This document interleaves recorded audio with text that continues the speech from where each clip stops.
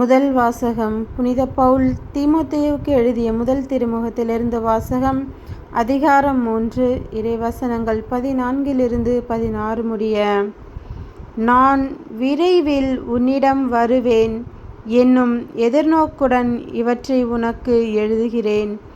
நான் வர காலந்தாழ்த்தினால் நீ கடவுளின் வீட்டாரிடம் எவ்வாறு நடந்து கொள்ள வேண்டும் என்பதை இத்திருமுகத்தின் வழியாக தெரிந்து கொள்ளலாம். இவ்வீட்டாரே வாழும் கடவுளின் திருச்சபை. இத்திருச்சபை உமக்கு தூணும் அடித்தளமாய் இருக்கிறது. நமது சமயத்தின் மறை உண்மை உயர்வானது என்பதில் ஐயமே இல்லை. அது பின்வருமாறு: மானிடராய் அவர் வெளிப்படுத்தப்பட்டார். தூய ஆவியால் நேர்மையாளர் என மெய்ப்பிக்கப்பட்டார். வானதூதருக்கு தோன்றினார். பிற இனத்தாருக்கு பறைசாற்றப்பட்டார். உலகினரால் நம்பிக்கையோடு ஏற்கப்பெற்றார். மாட்சியோடு விண்ணேற்றமடைந்தார். ஆண்டவரின் அருள்வாக்கு.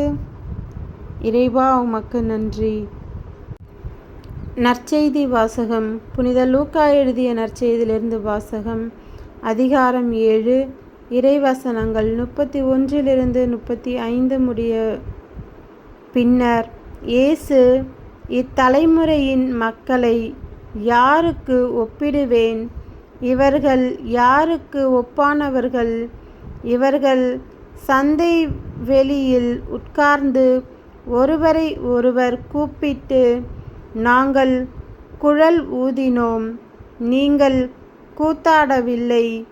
நாங்கள் ஒப்பாரி வைத்தோம், நீங்கள் அழவில்லை என்று கூறி விளையாடும் சிறு பிள்ளைகளுக்கு ஒப்பானவர்கள்.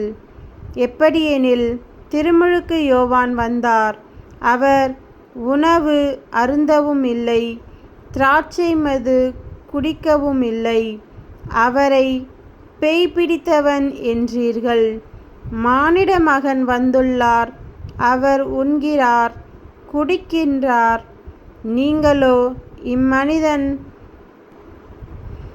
பெருந்தீனிக்காரன், குடிகாரன், வரி தண்டுபவர்களுக்கும் பாவிகளுக்கும் நண்பன் என்கிறீர்கள். எனினும் ஞானம் மெய்யானது என்பதற்கு அதை ஏற்றுக்கொண்டோரின் செயல்களே சான்று என்றார்.